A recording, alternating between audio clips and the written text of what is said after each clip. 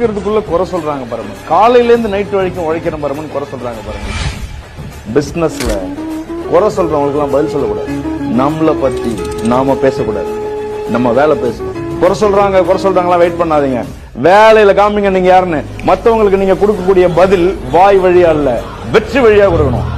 வேலையில தொடர்ந்து கவனம் செலுத்துங்க, ரிசல்ட் ப்ரொடியூஸ் பண்ணுங்க, வெற்றி வரும்.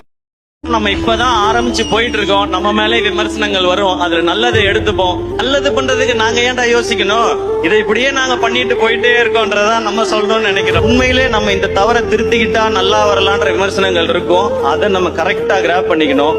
சோசியல் மீடியால எதையாவது சொல்லுவாங்க, முகம் தெரியாத ஆட்கள் நம்மள ஏதாவது நம்ம கான்பிடன்ஸ் உடைக்க நினைக்கிறாங்கன்னா அதுக்கு நீங்க முதல்ல இதாயிடாதீங்க. ஏன்னா நம்மளுடைய இலக்கு இங்க யாரையும் போட்டியா நினைக்கிறது இல்ல, யாரையும் ஜெயிக்கிறது இல்ல, அன்பை சம்பாதிக்கிறது. லைஃப்ல சக்சஸ்ங்கிறது இந்த பாக்ஸ் ஆபீஸ் நம்பர்ஸ் அது வர்றது அது இல்லவே இல்லை. அது நம்ம எவ்வளவு அன்பை சம்பாதிக்கிறோன்றது ஒரு பக்கம்.